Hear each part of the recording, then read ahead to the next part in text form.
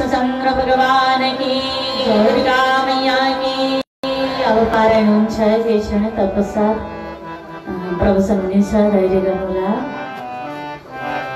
ओम श्री परमात्मने नमः। सुतोवाच इति श्रुत्वा कथां दिव्यां विचित्रां कुम्भसम्भव शुश्रूषु पुनरादेहं विशालं विनयान्वितः।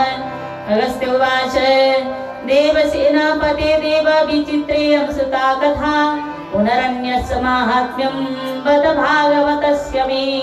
स्कन्दोवाच मित्रावरुण सम्भूत मुने शृणु कथामिमां तत्रैकदेशमहिमा प्रोक्तं भागवतस्य तु। वर्णते धर्मविस्तायो गायत्रीमधिकृत्य च गायत्र्या महिमा यत्र तद्भागवतमिष्यते। भवत्या इदमयस्मात् तस्मात् भागवतं विदु ब्रह्मा विष्णु शिवाराध्य परां भगवती सा। ऋतवागिति विख्यातो मुनिराशिं महामती तस्य पुत्रो भवात् काले गन्नान्ते पौषवान्तिके। न तस्य जातकर्मादि क्रिया सक्रियथा विधि चूड़ा न उपनयन तिस्स संस्कारा न पिसो करोति। यसारगत जातो सौपुत्र तस्य महात्मनः न एवात समी रोगाकुलो भवति। रोषलो परितात्मा तथमा तस्मि तस्य च बहुरोगार्दिता नित्यं शुचा दुःखिता वृषम्। ऋतवाक्तमुनिसीतां तपास वृषदुःखिता कमता कारणं जातं पुत्रो मे तस्य दुर्मति। कस्यचिन् मुनिपुत्रस्य बलात् पत्नी जहार च मेने शिक्षां पितृनाशो न मातुर्विमूढधी। ततो विषण्णचित्तस्तु ऋतवाग्देवाक्यमन्त्रविधि अपुत्र सवरां नृणां न कश्चित् कुपुत्रतः। पितृं कुपुत्र स्वर्गासा निरन्ति पातयस्त्यपि यावत् जीवेत सा पुत्रो केवलं दुःखदायक। पुत्रो दुःखात् यज्जन्म कुपुत्रस्य च पापिनः हृदितां नोपकाराय नापकार सवैरिणां। धन्यसे मानवालोके कुपुत्रो यद्गृहे स्थितः परोपकारशीलस्य पितृमातु सुखावह। कुपुत्रेण कुलं नष्टं कुपुत्रेण हतं यश कुपुत्रेण तेजामुत्र दुःखं निरयतातनः। कुपुत्रेणान्वितो नष्टो जन्म नष्ट कुभार्यया कुलोह जनने दिवस कुमित्रेण सुखं कुतः। स्कन्दोवाच एवं दुष्टपुत्रस्य दयि दुष्टैचारण्यै मुनिः तप्यमानस्य काले गत्वा गर्गपृच्छतः। ऋतवाक् भगवान् तमां पृष्ठं इच्छामि वद तत्प्रभो ज्योतिषशास्त्रचार्यायां पुत्रादौ शिल्यकारणां शुश्रूषा वेदा हरिता विधिवन् मम। ब्रह्मचारी व्रतां तृष्णा विवाहो विधिवत् कृता सभार्या कार्यस्था धर्मं चानुष्ठितो निशं पञ्चैकविधानं मीमाया कार्यता विधि। नरकात् विदता विप्रनत कामसुखेच्छया गर्भधानं विधिवत् पुत्र प्राप्ते मया कृतम्। पुत्रोऽयं दुःखेन मातृदोषेण वा मुने जातो दुःसवा पुत्रो दुःशीलो बन्धुशोकरः। यन्निश्चयवचनं गर्गाचार्य मुनिस्तदा विचार्य तदा देहु ज्योतिर्वाक्यम् प्रविधि। गर्गोवाच मुनिर्नैव पारदाता मातर्सुकुलस्य च रेवत्या च गन्नातं पुत्रादौ शिल्यकारणम्। दिष्टं काले यतो जन्म पुत्रस्य तवो मुने तद्वैवं तद्दुःखाय नान्यो हेतु न वा मनागभिः। दुःशान्तस्य ब्रह्म जगतां मातरं शिवं समाराध्यर्थेन दुर्गां दुर्गतिनाशिनीं। गर्गस्य वचनं श्रुत्वा ऋतवाक् शोकमूर्छितं रेवती सशापासौभ्यं पततु रेवतीं। ततो शापेनाथेन मुष्टिभञ्जपपातघात् कुमुदाथवदा स्नानं सर्वलोकस्य पश्यत ख्यातो रैवत सावुदपपात कुमुदाचल। अतासि रमणीया स प्रभृतसो बभूति तत्त्वा शापं रैवतं गर्वोक्तं विधिना मुनिः। समाराध्याम्बिकां देवीं सुखसौभाग्यवा बभूति। स्कन्दोवाच रेवत्या वृक्षशस्तेजस्य जामातस्तु कन्यका रूपेण प्रतिमा लोके द्वितीया श्रीनिवारवधि। एतप्रवाच कन्यां रेवती कान्तिसम्भवां दृष्टामास सकारस्य रेवतीति मुदा मुनिः। निसन्देशो समेचैवं सोपसयामास धर्मतः ब्रह्मर्षि प्रमुदातितं कुमुदाद्रौ सुतान्विह। अथ कालेन ता प्रौढौ दशकालं नृपाशालिनं निश्चितं सदा मानं क्वस्य योग्यो भवेति। असान्यस्य यास्तस्य नाससाधुदोषितां पतिं तत्तज्ञशाला संविश्य मुनिं दृष्ट्वा पावकम्। कन्या परम सता स्वस्य प्रीत्य तमसी हव्यवा धर्मिष्ठ बलवान वीरं प्रियवत्तकराजिता दुर्मितो भगवान वतम मुनयस्य प्रतिपति श्रुति संवतो वन्य प्रसन्नो उन्मनीस्तदा दैवादा खेटवा व्याधादे दच्छातास्तारतो नृपात् दुर्दुरो नाम मेधावी तस्याश्रम पदं मुनिः पुत्रो विक्रमशीलस्य भगवान वीर्यवत्तरं कालन्दी जठरे जात प्रियवरत क्रुद्धभव मुनुराश्रम विश्यस तस्मादृष्टमामने आमन्त्र्यात मने चेति रेवती पृष्ठवान् परादवाच महर्षि भार्गवान् तस्माश्रमात् त्वं कतः प्रिये तत्पदात् द्रष्टुमिच्छामि वद कल्याणि तत्त्वतः कन्योवाच अग्निशालाम् उपगतो महाराज महामने निश्चक्रामाश्रमात् तृणं जाप्य कर्ण्य तद्वचः यथाग्निशाला तादृशराधानं दुर्मती मुनि राजलक्षण संयुक्ता पश्यतां प्रश्नयातनमे प्रणतातुमयं तं राजा सुषमामुवाचः गौतमी सार्गम् अर्घयोग्यस्ति भूपतिः आगति शिरकालेन जामति विशेषत इत्यार्घं ददौ तस्मै सोऽपि जाग्रत चिन्तयने मुरार्यासनमासीनं गृहीतार्घं च भूपतिम् आशीर्वदितव्यान्नाद्य कुशलं चाप्य पृच्छत अत तेन वयं राजं बलेषु पूरितस्य च प्रीत्यमास्य पुरं देशं तथात्मानि जनाधिप कार्यासित कुशीलेन यत्र सात्रैव तिष्ठति अत पृच्छातयास्तास्ते चास्याति कुशलं वद राजोवाच भगवान् सप्रसादेन सर्वनात्राणमयं मम ततः कुतूहलं ब्रह्मन् मद्भात्य कात्र विद्यते ऋषुवाच रेवतीनावार्यानं रूपेण प्रतिमा भुवि विद्यते कन्भुवि पतिना देवी व्यसिमविपते राजोवाच सुभद्रायास्तु संवार्य मम सन्ति गृहे विभो न जानामि तात भगवान् नैव जानामि रेवतीमि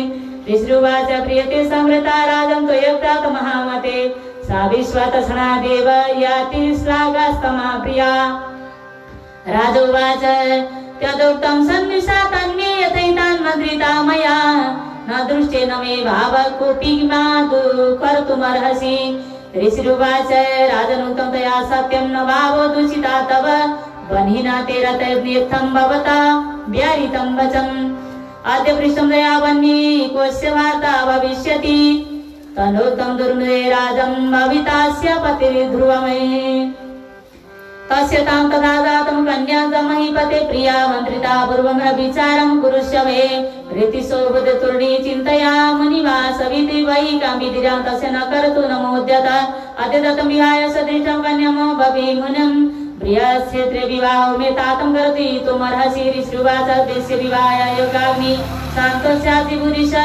रेवत्या कुरुद्वाह पौण्यस्य दधिवि स्थितं कन्यवाच रेवतीविता काले महोद्भावचितो नहि न देत् प्राथमिता सम्यक् न विवाह प्रोष्यते कुरु ऋषुवाच ऋतवाग्नि रेवतीं न निपातितं वान्तराज्येन प्रीतिः विवाहं स्यात् कथं तव कन्योवाच तपसां तप्यवाकेन ऋतवाग्धकलेवरम् सुसमर्थास्यं न द्वेतां तपोबलं रेवत्यारेच्यं दिवि साप्यं तपोवाहं पितः कुरु ऋषिरुर्यं सौभाग्यं पतवो बलो बलाति यथा पूर्वं यथा चक्रे सममार्गे घटोद्भव रेवती नाम नक्षत्र विवाह विधिना पूर्वं रेवती प्रबोधौ केतुमूर्तायमात्मने कृत्या विवाहं कन्या मुनिराजनमब्रवीत् किं ते विलासितं बीजं वदत पुरयाम्यहं राजोवाच मनो स्वयं वंशे जातोऽस्मि हरे मुने मन्वन्तराधिपा पुत्र त्वत्प्रसादत कामये मुनि ऋषुवाच अद्य कामयातोऽस्मि विद्याराधनं कृतं भविष्यन्ति तया पुत्रं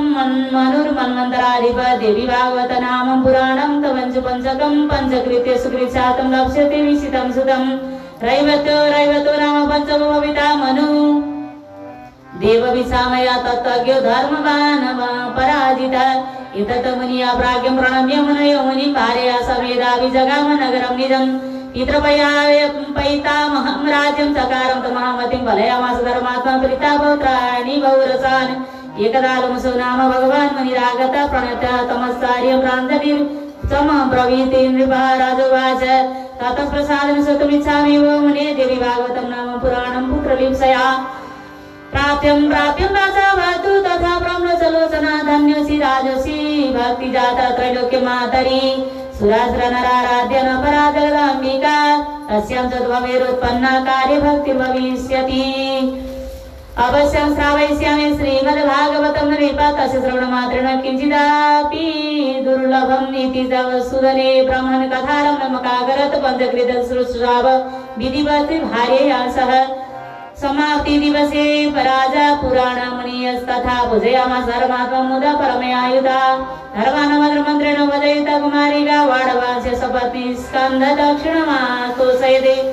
अथ कालेन नियता भगवत प्रसादता गर्भदधारता रागी कुलोक कल्याणकारकं पुण्यस्य समाप्राप्ते गृहे सुस्थान संगतै सर्वमंगल संपन्ने रेवती सुश्रुवे सुतं श्रुत्वा पुनत जननं सातं राजमुदान्विता सुस्रवरम्भास सक्रे दातकर्मादिकी क्रिया विदायी दीना वेदानानि कृतामि प्राणातोषे कृतेन उपनयन राजन् सांगुल वेदान पाठयने सर्वं विद्यानि जातु धर्मिष्ठोस्त्र विदम्बर धर्मस्थ भक्तकर्ता रैवतो नाम वीर्यवान् नियुक्तवान् वा ब्रह्मा रैवतो मानवे पदे वन्मन्तराधिपा धीमान् सुगा सधर्मतः इत्यप्रेत प्रभावोऽयं संक्षेपेण वर्णितं पुराणस्य महात्म्यं ज्योति क्वं वक्तु विस्तराक्षमा सुतवास कुम्भो योनिस्तमात्मं विधिं भागवतस्य श्रुतिं कुमार साव्यरसं स्वश्रामं पुनराययौ इदं मया भागवतस्य विप्रा महात्म्यमुक्तं भवतां समक्षं शृणोति भक्त्या पठतीह भोगान् भुक्ताखिलान् मुक्तिमुपैति चान्ते भुक्ताखिलान् मुक्तिमुपैति चान्ते। ओम तत्सदे। बोलिए श्री जगदम्बिका भगवती माता की जय।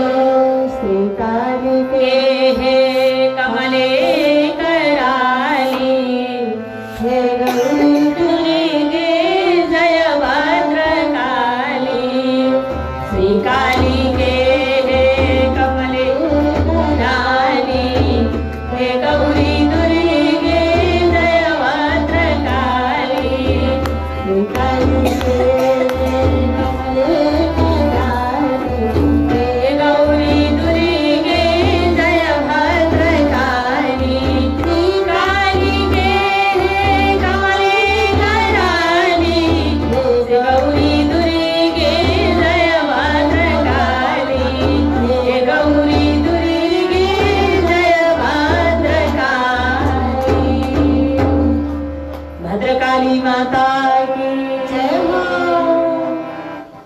एकैछिन प्रवचन हुन्छ। प्रवचन भएन भने भजन सुनेर मात्रै हुँदैन नि, नाचियो मात्रै भने त भएन नि। हामीले जान्नुपर्ने चाहिँ कुरो के हो त भने आफूलाई चिन्नुपर्छ। शास्त्रले यो भन्छ त्यो नाच्न थाल्यो भने त हामीले अब त्यो त्यही भजनमा नाच्ने हो। भगवानको कीर्तनमा नाच्न सक्यो भने सबैभन्दा राम्रो कुरा। कीर्तन भनेको ब्रह्म साक्षात्कार हुन्छ भगवानको नाम संकीर्तनले। त्यसै हुनाले नाम संकीर्तनम यस्य सर्व पाप प्रणाशनम प्रणामो दुःख समस्तम नमामि हरिं परम। यो भनेको छ। त्यसै भनेको छैन। नाम संकीर्तनले कलियुगमा मोक्ष गति दिन्छ। अरु गर्न नसके पनि भगवानको नाम जप गर्न सक्यो भने मोक्ष प्रदान हुन्छ, हाम्रो मोक्ष हुन्छ। त्यसै हुनाले अब यहाँ त यो बताएरै साध्य छैन। यो एउटै अध्यायमा 7 दिन लाग्ने कथा छ। म संक्षेपमा बताउँछु। यो देवी भागवत महात्म्यमा छौँ हामीहरू। भगवान यहाँ सौनक आदि 88,000 ऋषिमुनिहरूलाई सुतजी महाराजले बताउनु भएको छ यो कथा, देवी भागवत कथा।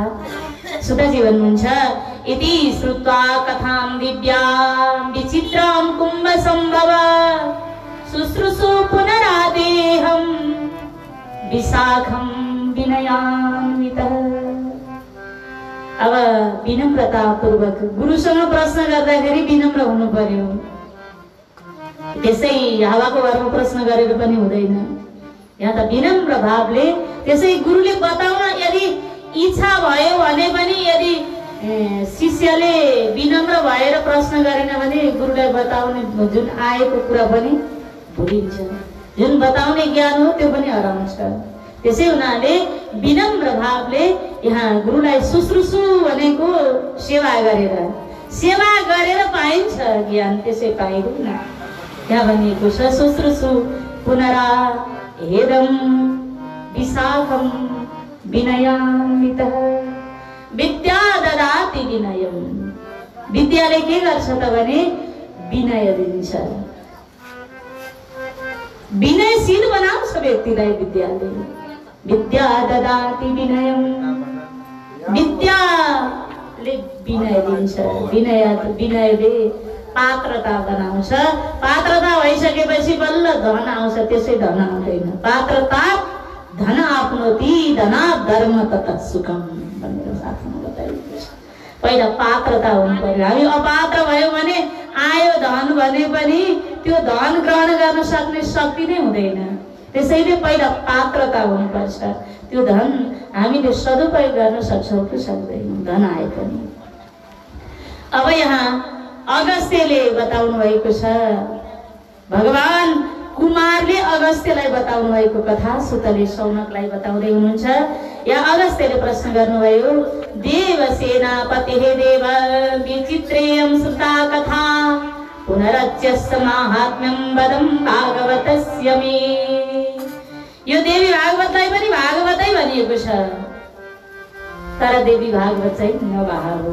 भागवत 7 दिनमा सकिन्छ, देवी भागवत 7 दिनमा सकिँदैन, यसलाई नभा भनिन्छ। 9 दिन कथा गर्नै पर्छ, 11 दिन लाग्छ पूर्वान्तर शान्ति गरेर। देवी भागवत र भागवतमा 18,000 श्लोक सङ्ख्या छन्, उति नै हुनुहुन चाहिँ, तर 2 दिन बढी भन्नुपर्छ देवी भागवत चाहिँ। यो चाहिँ नवदुर्गाका पक्षमा नवरात्रमा यदि लगाइयो भने भागवत, देवी भागवत अत्यन्तै शुभ मानिन्छ। अब यहाँ स्कन्दले बताउन लाग्नुभयो अगस्त्यलाई, एक समय मित्रावरुण सम्भूत मुने शृणु कथामिमां यत्रैक देश महिमा प्रोक्तो भागवतस्य तुः। अब जगत जननी देवी गायत्री हुनुहुन्छ, देवी माता हुनुहुन्छ, मुख्य माता गायत्री माता। यो गायत्रीको महिमा छ यो देवी भागवतमा। हेर, यो देवी भागवत जुन देवी हुनुहुन्छ उनै देवीबाट नै चराचर जगतको सृष्टि स्थिति लय भएको छ। उनै देवीबाट ब्रह्मा सृष्टि हुनुभएको छ। उनै देवी, उनै शक्तिबाट भगवान नारायण सृष्टि हुनुभएको छ जगतको पालना गर्नका लागि। र भगवान रुद्र पनि उनै देवीबाट प्रकट हुनुभएको छ। भगवत्यै इदं यस्मात् तस्मात् भागवतं विदु ब्रह्मा विष्णु शिवाराध्य परा भगवती सा। पराशक्ति भनिन्छ भगवतीलाई, जगत जननी। यदि उन देवीको शक्ति थिएन भने हामी हिँड्न सक्दैनौँ, बोल्न सक्दैनौँ। उनैको शक्ति छ र त हामी चल्न सकेका छौँ। अब परा भगवती सा, पराशक्ति भनिन्छ जसलाई, देवीलाई पराशक्ति भनिन्छ। र ऋतवागीति विख्यातो मुनिराशिर महामती तस्य पुत्रो भवत काले गण्डान्ते पौष्णवन्तिके। अब यहाँ एउटा कथा छ। अब एक समय ऋतवाक नाम गरेका एउटा ऋषि हुनुहुन्थ्यो। ऋतवाक नाम गरेका ऋषि, तिनै विख्यात सम्पूर्ण वेदान्तमा खुङ्खार ऋषिमुनि। एक समय उनै ऋषिमुनिको पुत्र जन्मिएछ। कस्तो समयमा पुत्र जन्मियो त भने रेवती नक्षत्र, जम्मा नक्षत्र कतिवटा हुन्छन्? 27 वटा हुन्छन् नक्षत्र। ती नक्षत्र मध्ये एउटा नक्षत्रमा हाम्रो जन्म भएको छ। ती 27 वटा मध्ये एउटा नक्षत्रमा हाम्रो सबैको, एउटा नक्षत्रमा हामीको 27 वटा मध्ये एउटा नक्षत्रमा हाम्रो जन्म भएको छ। त्यसै गरी ऋतवाक मुनिका एकजना पुत्र जन्मिए, तर रेवती नक्षत्रमा जन्मिए। अन्तिम भाग, एउटा नक्षत्र हुनका लागि 4 पाउ चाहिन्छ। हाम्रा नाम राख्नुहुन्छ नि गुरुले न्वारानको दिन। कति कुन पाउमा पर्छ? चौथो पाउ, 4वटा पाउ हुन्छन्। पहिलो पाउमा पर्यो कि, दोस्रो पाउमा पर्यो कि, तेस्रो पाउमा पर्यो कि, चौथो भावमा परे व्यक्ति, त्यसबाट नाम छुटिन्छ, नक्षत्र छुटिन्छ, राशि छुटिन्छ। अब रेवती नक्षत्रको अन्तिम भागमा बालकको जन्म भयो, त्यसलाई गणान्त योग भनिन्छ। बालकको जन्म भयो, जात कर्म संस्कार गराउनु भयो मुनिले, महाज्ञानी हुनुहुन्थ्यो। तस्य पुत्रो भवते काले गणान्ते पौष्णवन्तिमे सतस्य जात कर्मादि क्रिया सक्रियथा विधि। अब पहिला जात कर्म भनेको जन्मने बित्तिकै अब जात संस्कार गरिन्छ। 16 संस्कार मध्ये धेरै संस्कार त लोप भइसक्यो। हाम्रा संस्कारहरू गर्नुपर्ने त हो तर गरिँदैन। के गरिँदैन त भने हामीले गर्भाधान संस्कार गर्नुपर्छ शास्त्रको विधि अनुसार। विवाह भइसकेपछि अब गर्भाधान बच्चा जन्माउनु पर्यो भने पनि एउटा संस्कार नगराइकन गर्भ राख्नै मिल्दैन। शास्त्रमा त यो छ।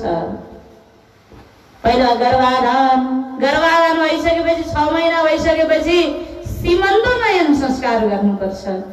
त्यो गर्भाधान जसले गर्भ बोकेको छ उसले सिउँदो काट्ने त्यो नियम छ यहाँ शास्त्रमा। सीमन्तोन्नयन संस्कार भनिन्छ, त्यो गर्नुपर्छ।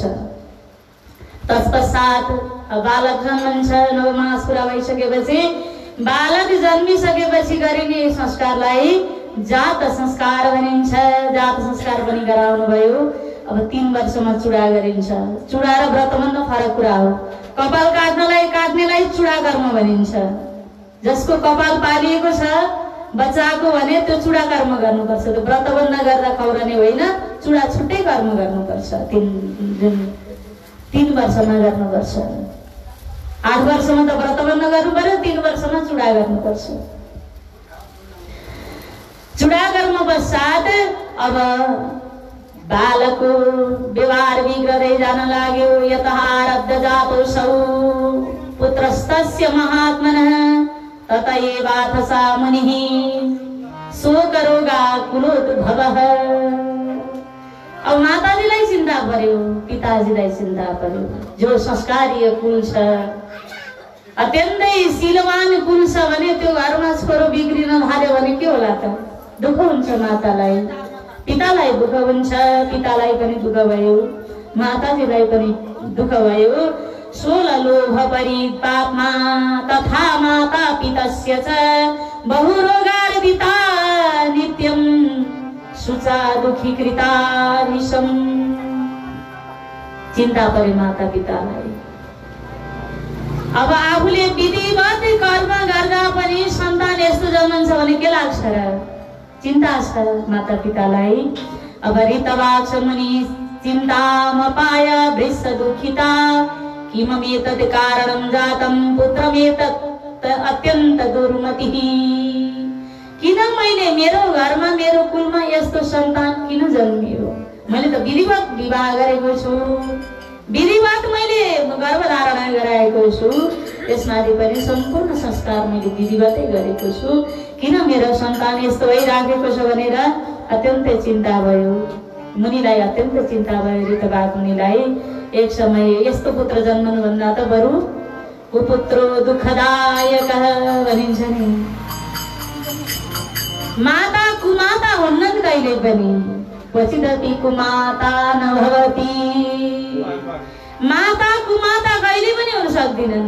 यदि छोरा पागल भयो, एउटा छोरा विद्वान भयो, दुवै छोरामा माताको समान दृष्टि हुन्छ, समान स्नेह हुन्छ। तर अब कुपुत्र भयो भने 7 जन्म 21 कुलै बिग्रिन्छ भनेर शास्त्रमा बताइएको छ। मावलीका ससुरालीका र आफ्ना गरेर जम्मा 21 कुल बिग्रन्छ। कुपुत्र यदि जन्मियोस् आफ्ना कुलमा भने। अब अत्यन्तै चिन्ता भयो। ततो विषण्य चित्तशूरितवा ब्रवीदिदम् अपुत्रावरं नृणां न कदाचित् कुपुत्रता। अब पुत्र यस्तो पुत्र जन्मनु भन्दा त बरु नजन्मेको भए पनि हुन्थ्यो भनेर चिन्ता पर्यो। ऋतवाग ऋषिलाई अत्यन्त चिन्ता पर्यो। अब पितृहरू पनि गिर्दछन्। पितृन् कुपुत्र स्वरियाति तान् निरै पातयत्यपि यावद् जीवे सदा पित्रो केवलम दुःखदायकः। शास्त्रमा यो बताइएको छ कि सन्तति भयो भने सन्तति र सम्पत्ति पितृले दिएर पाइन्छ, त्यसै पाइँदैन। त्यसै हामीले रहर गरेर मिल्दैन। हामीले राम्रोसँग पितृको तर्पण गरेका छौँ भने सन्तति असल बन्दछन्, सन्तति राम्रा बन्दछन्। पितृ कर्ममा हामीले अश्रद्धा गर्यौँ भने सन्तति बिग्रिन्छन्, सम्पत्ति पनि नासिन्छ। यो शास्त्रमा लेखिएको छ। र सन्तति र सम्पत्ति दिने भनेका पितृले हुन्, जसले त्यो पिण्ड बनाउँदा देवी गज शिव महापुराणमा छ कि पिण्ड बनाउने बेलामा हेलचेक्राइ गर्दछ भने जसले पिण्डलाई गोलो बनाउँछ र पिण्डमा घिउ राखेर तिल लगाउँछ, असाध्यै राम्रो बनाउँछ भने उसका सन्तति राम्रा हुन्छन्, सन्तति राम्रा बन्दछन्। यदि पितृको तर्पण गर्ने बेलामा, पिण्डदान गर्ने बेलामा जुनै श्रद्धा भएन भने आफ्ना सन्तति बिग्रन्छन्, खुनी जन्मन्छन्। सन्तान खुनी जन्मने हाम्रै आफ्नै कारणले हो, अरू कारण कुनै छैन। हामीले तर्पण गर्ने बेलामा, पितृको कार्य गर्ने बेलामा हामीले प्रसन्न हृदयले श्रद्धापूर्वक हामीले पितृ कार्य गरेका छैनौँ भने हाम्रा सन्तान खुनी जन्मन्छन्, खुनी हुन्छन्। त्यो हाम्रो आफ्नै दोष हो, अरूको दोष होइन। त्यसै हुनाले अब यहाँ पितृ दुःखाय दिग्जन्म कुपुत्रस्य पापिनः सुहृदाम्नोपकारस्य नापकारस्य वैरिणां। कुपुत्र हुनमा कुनै वैरीको कारण छैन, त्यो आफ्नो कारण छ। यहाँ बताइएको छ धन्यस्ते मानवालोके सुपुत्रो तद्गृहे स्थिता परोपकारशीलस्य पितुर्मातुः सुखावः। सुपुत्र जन्मियो भने के हुन्छ त भने त्यो गृह नै धन्य हुन्छ। त्यो अत्यन्तै यस फैलन्छ त्यो घरमा र माता पितालाई पनि सुख हुन्छ। कुपुत्रेण कुलं नष्टं कुपुत्रेण महतं यश कुपुत्रेण चामुत्र दुःखं निदयता याततायिन। कुपुत्रले के गर्छ त भने कुललाई नष्ट गर्छ। सम्पूर्ण यस भनेको पिता हजुरबासम्मको सम्पूर्ण त्यो यस भनेको कीर्ति हुन्छ नि, फलानुको छोरो गर्ने त्यो नै धुलामा मिलाइदिन्छ। त्यसै हुनाले कुपुत्र दुःखदायक। यहाँ बताइएको छ कुपुत्रेणान्वस्य नष्टो जन्मो नष्टो कुभार्यया कुभोजनेन दिवस कुमुत्रे कुमित्रेण सुखं कुतः। यदि कुभोजन गर्यो भने दिनभरि हामीलाई दुःख हुन्छ, शरीरमा कष्ट हुन्छ। यदि खान नहुने बासी सडै गलेका खाएका छौँ, त्यही हो कुभोजन भनेको। त्यस्तो खाएका छौँ भने दिन हाम्रो बिग्रन्छ जसरी, त्यसै गरी कुमित्रेण सुखं कुतः। यदि हामी कुमित्रसँग हाम्रो सङ्गत भएको छ भने त्यो दुष्टको सङ्गत गरेर दुष्टैसँग हिँडिराखेका छौँ भने हामीलाई जीवनमा सुख मिल्दैन। अब भगवान स्कन्द कुमार भन्नुहुन्छ कि हे अगस्त्य एवं दुष्टस्य पुत्रस्य दुष्टैचारणनै मुनि तप्यमानो निशंकाले गत्वा गर्गम पृच्छतः। एक समय अब ऋषि हुनुहुन्छ, ऋषि त ध्यान गर्नुहुन्छ। ऋषिको नाम हो, ऋषि भनेको के हो त भने मन्त्रलाई चिन्तन गर्ने। त्यो वेदको मन्त्र सबैभन्दा पहिला ऋषिका ध्यानमा आउँछ। त्यो ऋषिले ध्यान आफूले तपमा त्यो सिद्ध गरिसकेपछि मनन त्रायते इति मन्त्र, त्यसपछि बल्ल त्यो मन्त्र बन्छ। वेदको ऋचालाई अन्तर्हृदयमा ऋषिले देख्नुहुन्छ, त्यसलाई साधना गर्नुहुन्छ, त्यसपछि मात्रै त्यो मन्त्र बन्छ। अब ऋतवाग मुनि जानुभयो गर्ग ऋषिका आश्रममा। गर्ग ऋषिका यज्ञशालामा जानुभयो, गुरुको सेवा गर्नुभयो। गुरु शुश्रूषया वेदा अधिता विधिवन्मया ब्रह्मचारी व्रतम तीर्त्वा विवाहो विधिवत कृतः। अब गर्गाचार्य कहाँ गएर गर्गमुनि कहाँ गएर भन्न लाग्नुभयो कि मैले कुनै त्रुटि गरेको छैन, किनकि मैले विधिवत गुरुको सेवा गरेको छु र वेदा अधीता विधिवन्मया, मैले विधिवत अङ्ग सहित वेद अध्ययन गरेको थिएँ। ब्राह्मणले त वेद अध्ययन गर्नु पर्यो नि, वेद अध्ययन गरेको थिएँ र ब्रह्मचारी पनि विधिवतमा ब्रह्मचारी भएको थिएँ र विधिवत मैले विवाह गरेँ। तर मेरी भार्या पनि सही र गुणशील घरमा मैले विवाह गरेको थिएँ, तर मेरो पुत्र यस्तो जन्मियो, कुपुत्र जन्मियो। भार्या सहगार्यास्ता धर्मचानुष्ठितो निशम्। अब मैले दिनौ पञ्चयज्ञ गर्छु, तर मेरो किन यस्तो, मैले गर्भधारण पनि विधिवत गरेको थिएँ भन्न लाग्नुभयो। यहाँ अत्यन्तै दुःख मान्नुभयो। गर्गले भन्न लाग्नुभयो कि हे ऋषि, हे ऋतवाग, चिन्ता नगर्नुहोस्, यो कुनै तिम्रो कारण नै होइन, किन चिन्ता गरिराखेका छौ। मुने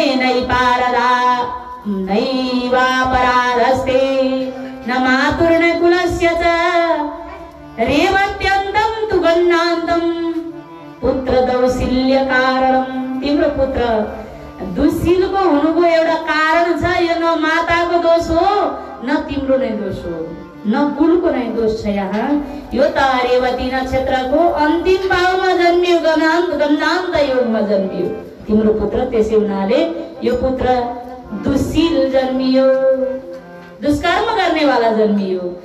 दुष्टे काले यतुः जन्म पुत्रस्य च भवो मुने तेनैव तदुःखाय नान्यो हेतुर्ममागतिः। अब यो पुत्र भन्न लाग्नुभयो कि यो दुष्पुत्र जुन गन्नान्त योगमा जन्मिएको हुनाले अब तिमीले दुर्गाको उपासना गर। गन्नान्त योगको निवारण दुर्गाको उपासना गर्नाले दुर्गाले नाश गर्ने छिने। दुःखा शान्तै ब्रह्म जगतां मातरां शिवं समाराधय यत्नेन दुर्गां दुर्गतिनाशिनीम्। अब दुर्गाको आराधना गर हे ऋतभाग भनेपछि अब मूर्छा बन्नुभयो। अब यति विधिवत विवाह गरेर विधिवत ब्रह्मचर्यमा रहेर विवाह गरेर विधिवत गर्भधारण गरेर विधिवत सम्पूर्ण संस्कार गराउनेको त सन्तान यस्तो छ। मूर्छा पर्नुभयो ऋतभाग मुनि। गर्गस्य वचनं श्रुत्वा ऋतभाग क्रोधमूर्छितं रेवतीतं सशापासौ व्युम्न पपतु रेवतीः। अब के भयो त भने क्रोधद्वारा मूर्छित हुनुभएको थियो ऋतभाग। रिसाउँदै क्रोध गर्दै आकाशमा रहने नक्षत्र त आकाशमा त रहन्छन् नि, 27 नक्षत्र रेवती आदि नक्षत्र। दक्षका छोरीहरू त हुन् ती चन्द्रमाका पत्नी। 27 नक्षत्र, ती 27 नक्षत्र। अब 27 नक्षत्र मध्ये रेवती नक्षत्रलाई श्राप गर्नुभयो ऋतभाग मुनिले। श्राप गरिसकेपछि आकाशमा रहेको रेवती नक्षत्र झर्यो पृथ्वी तलमा झर्यो। दत्ति शापं तु तेनाथ पुष्णो वंश पपात खात् कुमुद्राद्रौ भासमानं सर्वलोकस्य पश्यतः। कुमुदाद्री कुमुद नामको पर्वत छ, त्यो पर्वतमा आएर रेवती नक्षत्र आएर खस्यो। ख्यातो रैवत चाभूतात् पश्चात् कुमुदाचल अतीव रमणीय स तत प्रभृति सोप्यभूति। अब जुन दिनदेखि कुमुद पर्वतमा आएर रेवती नक्षत्र खस्यो त्यो दिनदेखि नै त्यो पर्वतको नाम रैवत पर्वत नामले विख्यात भयो। कुमुदाचल भनिन्छ जसलाई। त्यो अत्यन्त रमणीय बन्यो। दत्वा शापं च रैवत्यै गर्वोक्त विधिना मुनि समाराध्याम्बिकां देवीं सुख सौभाग्यभागवती। अब अम्बिका देवीको आराधना गर्न लाग्नुभयो र अत्यन्तै सौभाग्य पनि प्राप्त गर्न लाग्नुभयो, धन प्राप्त गर्नुभयो। अब कन्दकुमार भन्नुहुन्छ कि हे अगस्त्य मुनि रेवत्रेक्षस्य तेजस्य तस्मात् जाता तुत्कन्यका रूपेण प्रतिमा लोके द्वितीया स्त्रीरिवा भवति। त्यो रैवत पर्वतमा आइसकेपछि त त्यो जुन नक्षत्र थियो त्यो नक्षत्र त दिव्य कन्याका रूपमा प्रकट भयो। त्यो नक्षत्रमा जुन कुमुद पर्वतमा आइसकेपछि रेवती नक्षत्र त कन्या रूपमा प्रकट भइन्। अथ तां प्रमुच कन्यां रेवती कान्ति सम्भवान् दृष्ट्वा नाम चकारस्या रेवती मुदा मुनिः। अब एक समय जुन प्रमुच नाम गरेका एकजना ऋषि थिए, उनले तीन कन्यालाई पालन पोषण गर्न लागे। ऋषिको काम हो अरूको सेवा गर्ने काम, सन्तको काम हो। अब तीनै कन्याको पालन पोषण गरे। अब ठुली भइसकेपछि अब विवाह गर्ने बेला भयो। विवाह गराउनका लागि योग्य वर खोज्न लागे एक समय। अथ कालेन ता प्रौढा दृष्ट्वा तां रूपशालिनीं समुनिश्चितयामासं वस्या योग्य वरो भवेत्। वर खोज्नका लागि नलाग्नु भयो प्रमुख नाम गरेका ऋषि मुनि। अब हिँड्न लाग्नुभयो। वयुधान्य अवेशस्यस्या नासादा चोदिता पतिम् अग्निशालां सम्मीश्य मुनितुस्ताव पावकम्। अब प्रमुख गए, अग्निशालामा गए। अग्निलाई खुसी पार्नका लागि अग्निशालामा गएर अग्निदेवलाई प्रणाम गर्न लाग्नुभयो। ऋषिका आश्रममा त अग्निशाला हुन्छ। अग्निशालामा गएर प्रणाम गर्न लाग्नुभयो। अग्निलाई इति श्रुत्वा वचो वने प्रसन्नो हुन्मुनिस्तदा दैवदा खेतवा व्याजात् तत्क्षणादागतो नृप। अब अग्निमुनि अत्यन्तै प्रसन्न भएर वरदान दिन खोज्नु भएको थियो। त्यति नै बेला दुर्गम नाम गरेका मेधावी मुनि आइपुग्नु भयो।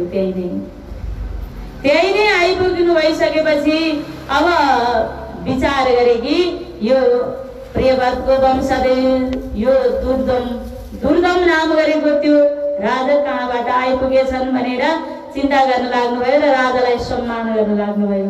अब अर्घ दिनुभयो। त्यति बेला जो यज्ञशालामा जानुभएका ऋषिमुनिले अर्घ दिने बेला भयो। प्रणाम तथा मुनिः शिष्यमुवाच गौतमी नार्गस्य योग्योऽस्ति भूपति। अब गौतम मुनिलाई अर्घ दिइसकेपछि के भयो त भने अब संवाद हुन लाग्यो। राजालाई सोध्न लाग्नुभयो ऋषिले, सबैलाई कुशल छ? राजाका त सेना हुन्छन्, राजा राजकोष हुन्छ, ढुकुटी हुन्छ, बन्धु बान्धव हुन्छन्, सचिव हुन्छन्, सबैलाई सोधखोज गर्नुभयो। नगरका विषयमा सोधखोज गर्नुभयो। सोधखोज गर्नु भइसकेपछि राजाले बताउनु भयो कि सब कुशल छ। यो बताइसकेपछि अब ऋषिले सोध्न लाग्नुभयो। यो रूपवान एक समय त्यही यज्ञशालामा गएका बेलामा तिनै राजाले के भनेका रहेछन् त भने, त्यहाँ यज्ञशालामा गएका बेलामा ती झल्याक झुलुक गरेर ती कन्या आइरहेकी रहेछन्। ती कन्यालाई हे प्रिय भनेर सम्बोधन गरेछन्। ती राजाले त्यो शब्द गरेको थियो। रेवती नाम भार्याया रूपेण प्रतिमा भुवि विद्यतेऽत्र कथं पत्नी ताम न बेसिमहि पते। अब भन्न लाग्नुभयो राजाले। यति बेला राजाले भन्न लाग्नुभयो कि सोध्न लाग्नुभयो यी कसकी पत्नी हुन् त? सोध्न लाग्नुभयो। सोध्नु भइसकेपछि यो त तिम्रै पत्नी हो। मेरो त विवाह भइसकेको छ, मैले सुभद्रासँग विवाह गरिसकेको छु भन्नुभयो। अब विवाह गरिसकेको यी पनि तिम्रै पत्नी भन्नु भइसकेपछि अब भन्न लागे कि मै कसरी हुन्? तिमीले किन प्रिय भनेर पहिले सम्बोधन गरेको थियो, यी तिम्रै पत्नी हुन्। प्रियेति सम्प्रतम राजन् त्वत्तोक्तासमहि महापते सा विस्मिता क्षणादेव या ते श्राद्धतमा प्रिया। तिमीले प्रिय भनेर सम्बोधन गरेका हुनाले यी तिम्रै पत्नी हुन्।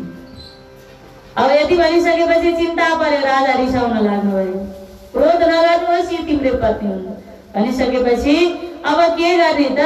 सारा चिन्ता पर्यो। चिन्ता परिसकेपछि अब विवाहका लागि तयारी भए। विवाह त गर्ने, कसरी विवाह गर्ने त, कुन दिन तयारी गर्ने त विवाहको। अब फेरि रेवती नै नक्षत्र दिनको दिन पारिएको छ। उनै ऋषिलाई, तिनै गौतम ऋषिलाई, तिनै ती जुन तल झरेकी थिइन् रेवती कन्या बनेकी थिइन्, ती रेवतीलाई अब फेरि आकाशमा थापना गर्नु पर्यो भनेर गौतम मुनिले फेरि ती रेवती नक्षत्रलाई पुनः आकाशमा थापना गरिदिनु भयो र तिनै राजासँग रेवती नक्षत्रकै दिन पारेर रेवतीको विवाह पनि भयो। बोलिए जगत जननी दुर्गा मैया की। रेवती नै नक्षत्र पारेर विवाह पनि गराइदिनु भयो र भन्न लाग्नुभयो कि यी दुर्गाको महिमा कस्तो छ। यतेषां कामना तेस्ति। अब देवीको आराधना त गर भन्नुभयो, विवाह त भयो, दुवैजनाको विवाह भइसकेपछि अब सन्तान जन्माउने इच्छा भयो। कसरी सन्तान होला, मलाई त मनु जन्माउने इच्छा छ। मनुको वंशमा मनु जन्माउने इच्छा गरे। तिनै रेवतीले पुनः मन्वन्तराधिपं पुत्रं त्वत्प्रसादात् च कामये। मलाई त मन्वन्तराधिप पुत्र जन्माउने इच्छा छ भनेपछि अब देवीको आराधना गर्नका लागि सम्पूर्ण ऋषिमुनिहरूले देवीको आराधना गर भन्नु भइसकेपछि एतेषां कामना तेस्ति देव्या आराधनं कुरु भविष्यत्येव ते पुत्रो मनुर्मन्वन्तराधिपः। अब पुत्र जन्मनका लागि देवी भागवतको आयोजना गर्न लाग्नुभयो। देवी भागवत जसका सन्तान छैनन्, सन्तान नभएकाले पनि देवी भागवत लगाउँछन्। सन्तान प्राप्तिका लागि नवरात्रमा लगाउँछन् विशेष गरेर। देवी भागवतं नामं पुराणं यत्तु पञ्चमं पञ्चकृत्वस्तु तच्छ्रुत्वा लप्स्यते भीमतं सुतम्। अब यो देवी भागवतलाई तिमीले 5 पटक सुन। 5 पटक सुनिसकेपछि तिम्रो मन्वन्तराधिप मनु नै सन्तान भएर जन्मनेछन् भनेपछि अब रेवतले जुन रैवत नामवाला रेवतीका गर्भबाट 5 पटक श्रवण गरिसकेपछि रैवत मनु पनि छन् नि। जुन 13 वटा मनु हुन्छन्, ती मनु मध्ये स्वयम्भू मनु पहिला मनु, त्यसपछि दोस्रा तेस्रा हुँदै यी दोस्रा तेस्रामा पर्दछन् रैवत मनु। यी रैवतका मनुका पालामा जुन समुद्र मन्थन भएको कथा आउँछ भागवतमा। 5 पटकसम्म देवी भागवत श्रवण गर्नुभयो। जो वेद वेदांग पारंगत थिए ती मुनि, वेद शास्त्र तत्वज्ञो धर्मवान पराजित इत्युक्तो मुनिना राजा प्रणम्य मुदितो मुनिः। अब आफ्नी पत्नीका साथ फर्केर आउनुभयो मुनिबाट प्राप्त गरिसकेपछि अब कसबाट सुन्ने त देवी भागवत।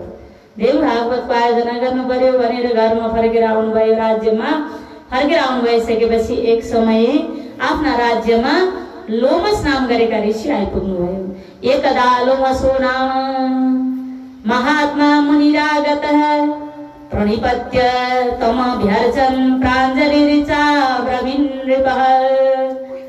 लोमस नाम गरेका ऋषि आउनुभयो। ऋषि लोमसलाई लोमस पनि भनिन्छ, रोमस पनि भनिन्छ।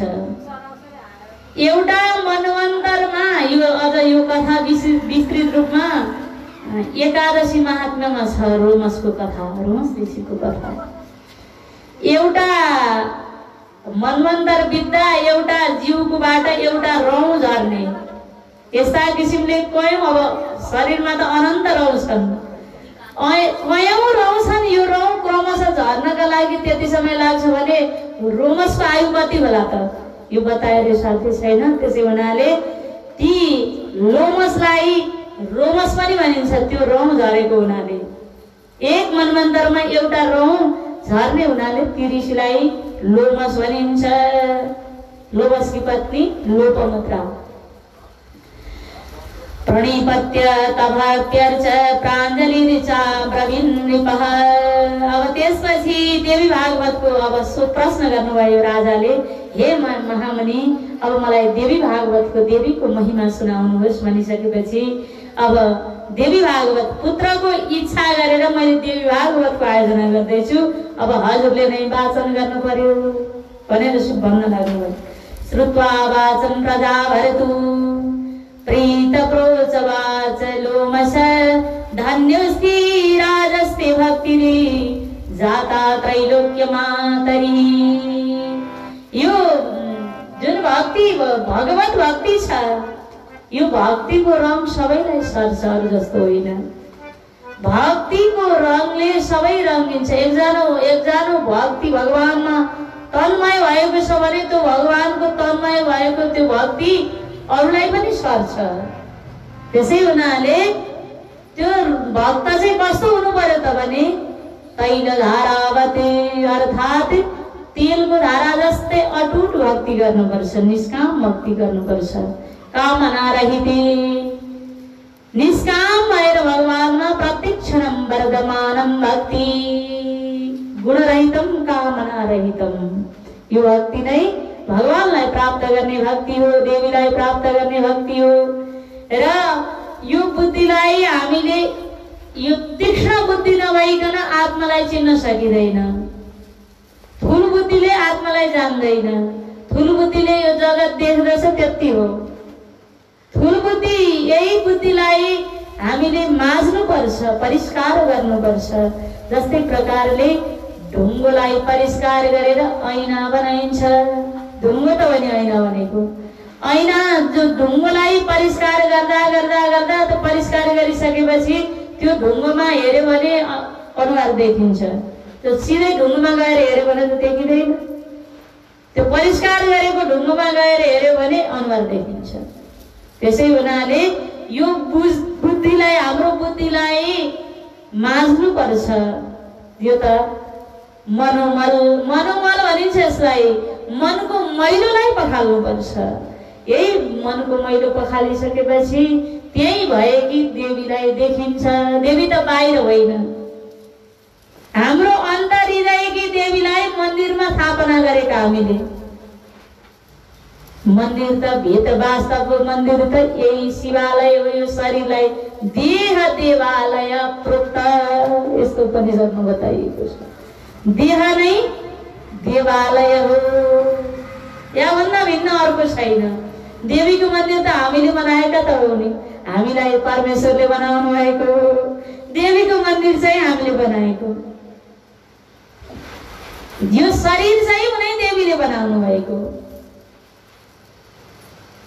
त्यसै हुनाले एकै ठाउँमा बसेर पनि, एकै ठाउँमा बसेर जन्मिएको व्यक्ति पनि एउटै गुणको हुँदैन।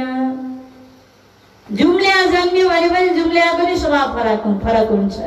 अनुहार उस्तै उस्तै लागे पनि फरक हुन्छ स्वभाव। किन त भने प्रत्येक जीव आमाकै गर्भमा एकै ठाउँमा बसे पनि कर्म ती दुईटैकै फरक छ। प्रत्येक जीव आफ्नो आफ्नो कर्ममा जन्मिएको छ। ती दुईटै एउटै आमाका गर्भमा बसेका भए पनि दुईटैको कर्म फरक छ। आमाको पनि फरक छ, छोराहरू दुईटैको फरक छ। त्यसै हुनाले कसैको कोही होइन। माता ती छोराहरूका पनि होइनन्, छोराहरू माताको पनि होइन। त्यो त हामीलाई संसारमा भुलाउनका लागि ब्रह्माजीले यी इन्द्रियलाई बाहिरतिर बनाइ राखेर जडान गरिदिनु हो हामीलाई प्रकट गराउने बेलामा। यदि यी इन्द्रियलाई अन्तर्मुख गरिदिनु भएको भए हामी यतापट्टि हेर्दै हेर्दैनथ्यौँ। यतैपट्टि आफ्नो अन्तर हृदयमा जगतजननी मातालाई खोज्थ्यौँ। तर हामीलाई ब्रह्माजीले बाहिरपट्टि जडान गरिदिएका हुनाले संसारपट्टि दृष्टि गयो, मन पनि त्यतै गयो, बुद्धि पनि त्यतै गयो। त्यतै हामी भुलिएर अन्त्यमा त्यतै हेर्दा हेर्दै यो संसार रमाइलो छ भनेर यतैपट्टि हेर्दा हेर्दै हाम्रो मर्ने दिन आउँछ। यो होइन वास्तवमा। वास्तवमा हामीले हेर्नुपर्ने ठाउँ फरक छ। त्यो सम्पूर्ण चिम्मा गरिसकेपछि, आँखा बन्द गरेपछि, देवीका मन्दिरमा गइसकेपछि यी भएका आँखा पनि बन्द गर्नुपर्छ। देवीलाई देख्नका लागि यी हेर्दै गरेका आँखालाई बन्द नगरी देखिँदैन। यी बाहिरी आँखा आँखा हुन्, यिनीले परमात्मालाई देख्दैन। अवाङ मनस गोचर भनेर बताइएको छ। जगतजननी माताको स्वरूप कस्तो छ? अवाङ मनस गोचर, मन बुद्धि त्यहाँ जहाँ पुग्न सक्दैन त्यहाँ उहाँको वास छ। त्यो कहाँ छ भने हाम्रै अन्तर्हृदयमा छ, हामी बाहिर भौतारिरहेका छौँ। अब यहाँ भन्दै हुनुहुन्छ सुरा नर नराराध्या या परा जगदम्बिका तस्या चेद भक्तिरुत्पन्ना कार्य सिद्धि भविष्यति। अब रोमस मुनिले भन्न लाग्नुभयो कि अब देवीको आराधना गर। पराशक्ति, परा विद्या पनि दुईटा हुन्छन्, एउटा पराविद्या अर्को अपराविद्या। पराविद्या भनेको देखिने संसारमा जति पनि देखिन्छ, जति पनि सुनिन्छ, त्यो अपराविद्या। पराविद्या देखिँदैन, सुनिँदैन, हामीले जान्न सक्दैनौँ। त्यो चिन्मयी शक्ति हुनै जगदम्बिका भगवती। अब यहाँ लोमस मुनिले भन्न लाग्नुभयो कि हस्तस्तां सावयिष्यामि श्रीमद् भागवतं नृपः यस्य श्रवण मात्रेण न किञ्चिदपि दुर्लभम्। कि यसलाई श्रीमद् भागवत पनि भनिएको छ। यही श्रीमद् भागवतं नृपः, भागवत भने पनि देवी भागवत भने पनि एउटै हो, यसमा फरक छैन। अब यो अत्यन्तै दुर्लभ छ।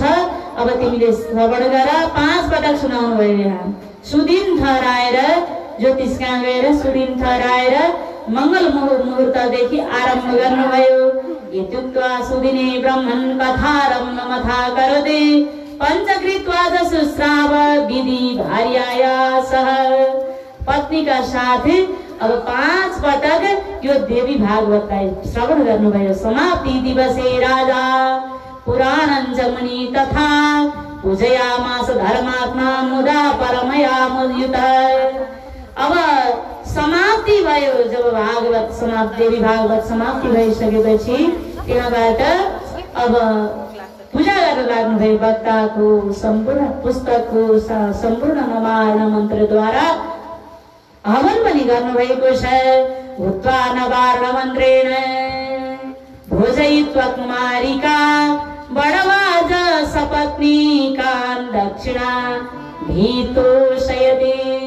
अब गुरुलाई दक्षिणाका साथ खुसी बनाउनु भयो र हवन नवरण मन्त्रद्वारा ओम ऐं ह्रीं क्लीं चामुण्डाय विच्चे भन्ने यो चाहिँ नवारण मन्त्र हो। देवीको नवारण मन्त्रद्वारा आहुति दिनुभएको छ, हवन गर्नुभयो। हवन गरिसकेपछि अन्त्यमा अब पत्नीले गर्भधारणा गरिन्। गर्भधारणा गरिसकेपछि त्यहाँबाट दिव्य पुत्रको जन्म भयो। नवमास पुरा भइसकेपछि सर्वमङ्गल सम्पन्ने रेवती शुश्रूवे सुतं श्रुत्वा पुत्रस्य जननं स्नात्वा राजमुदान्विता। अब 9 मास पुरा भइसकेपछि बालकको जन्म भयो। जन्म भइसकेपछि जात संस्कार गराउनु भयो। तत्पश्चात केही समयपछि उपनयन संस्कार गराउनु भयो।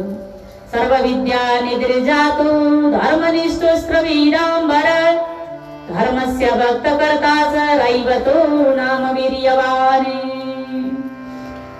अत्यन्तै धर्मिष्ठ पुत्रको जन्म भयो।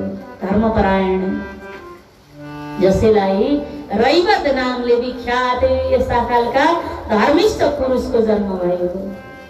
रैवत मनु पनि हुने रैवत र नियुक्त वाथ ब्रह्मा रैवतं मानवे पदे मन्वन्तराधिप श्रीमान गांस साहस धर्मतः। अब हे मनु, हे रैवत, तिमी नै ब्रह्माजीले भन्नुभयो कि तिमी नै मनु हुनेछौ भनेर मनुमा नियुक्त गर्नुभयो ब्रह्माजीले। तिनै रैवतलाई देवीको आराधना गरेर जन्माएका पुत्र र अन्त्यमा अब जसले यो देवीको महिमा, यो रेवती नक्षत्रको प्रसंग छ, यो अत्यन्तै महत्त्वपूर्ण प्रसंग। भगवान कुम्भज मुनि अगस्त्यलाई भगवान गुह भनिन्छ कुमारलाई। कुमार मुनिले बताउनु भएको कथा यो दिव्य छ। कुम्भयोनिस्तु माहात्म्यं विधिं भागवतस्य च श्रुत्वा कुमारं चाव्यर्चः स्वाश्रमं पुनराययौ। अब आश्रममा फर्कनुभयो। यो देवी भागवती इदं मया भागवतस्य विप्रा महात्म्यमुक्तं भवता समक्षं श्रोति भक्त्या पठति भोगान् भूत्वा खिलान् मुक्तिमुपैति चान्ते। जसले यो उपाख्यान रेवती नक्षत्रको उपाख्यान श्रवण गर्दछ भने त्यसले भोग र मोक्ष प्राप्त गर्दछ। सुखमा भोग प्राप्त गरेर अन्त्यमा मोक्ष गति प्राप्त गर्दछ। यो एउटा अध्याय सक्यो। अरु पनि गर्ने हो र? निकै बेर एकछिन त गरियो। अब यहाँ एक अध्याय भएको छ। म यो सुरु भनिदिन्छु। यो सकेपछि अरू कथा गर्न सजिलो हुन्छ। यो श्रवण गर्ने विधि छ यसमा। यो अन्त्यमा महात्म्यमा अब यो देवी भागवतको आयोजना गर्नका लागि यहाँ बताउँदै हुनुहुन्छ। आदौ दैवज्ञायुय मुहूर्तं कल्पयस्सुधि आरभ्य शुचि मासन्तु मास षड्कं शुभावः। यो भागवत लगाउनका लागि कहिले लगाउनु उचित हुन्छ त भने जेठदेखि कार्तिकसम्म। यो अत्यन्तै महत्त्वपूर्ण मानिन्छ। 6 महिना जेठदेखि आरम्भ गरेर 6 महिना उत्तम मानिन्छ। मास षड्कं शुभावः। 6 मास चाहिँ सुख अत्यन्तै शुभ मानिन्छ। र अब अत्यन्तै उत्तम गुरुलाई बोलाउनु यहाँ बताइएको छ। यो भागवत आयोजना गर्नका लागि ठुलो ठाउँ चाहिन्छ। यो देवी भागवत लगाउनका लागि पाखण्डवादीलाई नबोलाउनु यो बताइएको छ। सौरास गणपत्यस्य शैवा साप्तस्य वैष्णवा सर्वेषामपि संसेव्य यतो देवा सशक्तयः। कसैलाई बोलाउनु त भक्त भने शिव पूजक भए पनि बोलाउनु, जसले शिवलाई मान्नुहुन्छ, जो गणपति भगवान गणनाथको उपासना गर्दछ यस्तालाई पनि बोलाउनु। सूर्यको उपासक हुन्छन् कोही कुनै धर्मिष्ठको व्यक्ति, उनीहरूलाई पनि बोलाउन सकिन्छ। पाञ्चायन देवता मान्नेलाई विशेष गरेर बोलाउनु। सौरास गणपत्यस्य शैवा शाक्तस्य वैष्णवा, यतिलाई वैष्णव भनिन्छ, यतिलाई पाञ्चायन भनिन्छ। पाञ्चायन भनेका यति हुन्। सौरास गणपत्यस्य शैवा शाक्तस्य वैष्णवा। सौर भनेका सूर्य, गणपत्य भनेको गणपति, शैवा भनेका शिव उपासक, शाक्त भनेको शक्ति उपासक, वैष्णवा भनेको विष्णु उपासक। यतिलाई वक्ता बनाउनु। श्रीमद्देवी भागवत पीयूष रसलोलुपै आगन्तव्यं विशेषेण कथार्थं प्रेम तत्परै, यस्तालाई बोलाउनु। श्रीमद् देवी भागवतमा अत्यन्तै प्रेम भएका, श्रद्धा भएका, पीयूष भनेको अमृत पान गर्नका लागि लोलुप यस्ता खालका व्यक्तिहरूलाई बोलाउनु विशेष गरेर। आगन्तव्यं विशेषेण कथार्थं प्रेम तत्परै, कथा श्रवण गर्न भनेर बोलाउनु। अब भागवत आयोजना, देवी भागवत आयोजना गर्नका लागि सबैभन्दा पहिला ठाउँ, विशाल ठाउँको आयोजना गर्नुपर्छ। अब एक दिन विवाह गर्नका लागि त ठुलो ठाउँ चाहिन्छ भने 7 दिन विवाहभन्दा बढी हुन्छ भागवत लगाउनका लागि। त्यसै हुनाले कथास्थलं प्रकर्तव्यं भूमौ मार्जनो पूर्वकं लेपनं गोमेयं नाथं विशालं मनोरमां। यो कथास्थल कस्तो हुनु पर्यो त भने अत्यन्तै भूमौ मार्जन पूर्वकम, मार्जन भनेको गोबरद्वारा लिपिएको, लेपनम गो भनेको गाईद्वारा गोबरद्वारा लिपिएको, विशालम मनोरमम अत्यन्तै रमणीय स्थल होस् र यस्तो ठाउँमा आयोजना होस्। र मण्डप पनि त्यस्तै प्रकारले ध्वजा पताकाद्वारा मण्डप सजाइयोस्। कार्यस्तु मण्डपुरं युरम्या तम्बो पशुभित वितानमुपरि स्थातु पातका ध्वजराजित।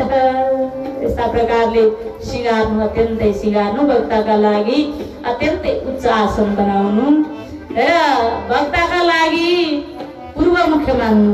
ठाउँ नमिलेमा मुख्य पूर्वै हो।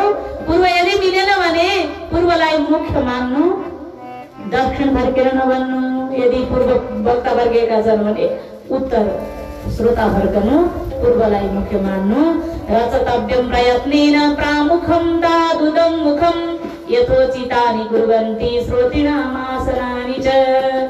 यो भागवत श्रवण गर्नका लागि ठाउँ, अत्यन्तै सजिलो ठाउँ चाहिन्छ वक्ताका लागि। उच्च आसन होस् र अत्यन्तै लोभहीन हुनु, दयालु हुनु, लोभ रहित हुनु। भागवत लगाउने व्यक्ति जो छ भन्ने व्यक्ति वक्ता पनि निर्लोभी चाहिन्छ, वैरागी चाहिन्छ। लोभी भयो भने त सर्वस्व हुन्छ। लोभद्वारा त सम्पूर्ण नाश हुन्छ, सर्वनाश हुन्छ। लोभ नै पापको द्वार हो। वाग्मीदान्त शास्त्रज्ञो दिव्यराधान तत्परा दयालु निष्प्रियो दक्ष्यो धीरो भक्तो तमोमतः। दयालु होस् वक्ता, निष्प्रिय भनेको निर्लोभी, दक्ष पनि होस्, धीर धैर्य गर्न सक्ने पनि शक्ति होस्, यस्ता खालका वक्ता बनाउनु। ब्राह्मणो वे देवता भक्त कथारस परायण उदारो लुपो नम्र श्रोता सिंहादिवर्जित। लोभ रहित, विनम्र र हिंसा रहित देवताको भक्त ब्राह्मण सेवी यस्ता खालका श्रोता हुन्। र सम्पूर्ण लोभी पाखण्डी यस्तालाई नवाह यज्ञमा निम्ता नपठाउनु। पाखण्ड निरतो लुब्ध तृणो धर्मध्वजस्तथा निष्ठुरो क्रोधनु वक्ता देवी यज्ञ न सस्यते। देवी यज्ञका लागि त्यस्ता वक्ता नबनाउनु। निष्ठुर खालको त्रिस्वभाववाला त्यस्तालाई नबनाउनु। अब यहाँ यो बताएर साथै छैन, म संक्षेपमा वर्णन गरेर सुनाउँछु, यहाँ त धेरै छ। अब यहाँ अन्त नभएको, अन्त भागवतमा नभएको कुरा यहाँ म बताउँछु। यहाँ भागवतमा भन्दा बढी छ त्यो भागवत श्रवण गर्ने विधिमा। कथा श्रवण युक्ते सिद्धै गासदापयते समस्त विघ्न हरता रस्मादयो गणपतिं यजत। सबैभन्दा पहिला गणपतिको पूजा गर्नुपर्छ। गणपति गणेश पार्नु पर्यो। सबैभन्दा पहिला विघ्न विनाशक भगवानको आराधना गर्ने, तत्पश्चात कलश स्थापना गर्ने, क्षेत्रपाललाई स्थापना गर्ने, नवग्रह शान्ति गर्ने, जगदम्बाको पूजा गर्ने नवारण मन्त्रद्वारा। र त्यसपछि मूर्ति, वाङ्मय मूर्ति भनेको किताब हो, किताबको पूजा गर्ने। सर्वोपचारै सम्पूज्य श्रीमद् भागवत पुस्तकम् श्रीदेव्या वाङ्मयी मूर्ति यावत् वत्सो वनाक्षरम्। अब भागवत पुस्तक दिव्य पुस्तक लिएर आउने र विघ्न कथा विघ्न शान्तका लागि 5 जना ब्राह्मणलाई वरण गर्ने। वृणुयात् पञ्चबाणवान् जप्यो नवारण मन्त्रस्ते पाठ्य सप्तशती स्तव। सप्तशती पाठ पनि